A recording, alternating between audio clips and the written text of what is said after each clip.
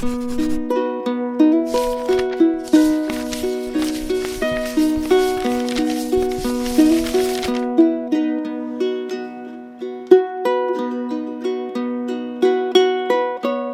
we celebrate the third Sunday of Easter.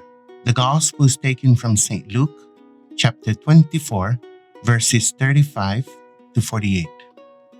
My brothers and sisters in Christ, we hear in this Gospel from St. Luke what it means to be a witness. We also hear in this particular Gospel that the disciples were, I quote, startled and terrified and thought that they were seeing a ghost. Then he said to them, "Why are you troubled? And why do questions arise in your hearts? Look at my hands and my feet, that it is I myself. Touch me and see, because a ghost does not have flesh and bones as you see I have." End of quote. Here we see that as humans as we are, we have doubts like Thomas. We always have doubts about everything in life. Oftentimes we question the existence of God in whether or not God exists.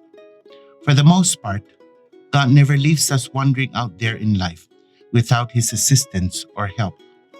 The disciples, on the one hand, feel that they have been let down by Jesus. They thought that they knew Jesus, but unfortunately, they do not know Jesus well. Jesus will never leave them alone or wandering. Jesus knew that His disciples needed to have the assurance that He is always at their side. Jesus always accompanies His disciples to make their faith strong, so that when it's time for Jesus to leave them, they in turn can be a strong witness of His resurrection.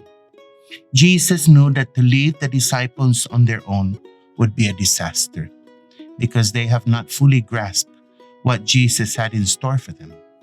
In other words, although the disciples are with Jesus in His ministry, curing the sick, letting the blind see, the mute speak, and the dead to rise, still is not enough for the disciples to truly and fully believe in Him.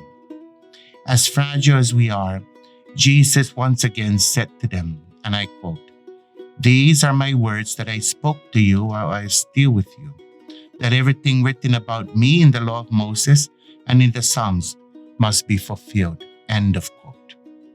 The words of Jesus is an assurance to His disciples that all that Jesus spoke would be fulfilled. This applies to all of us who are baptized. We are baptized into His death, but we are also baptized into His life.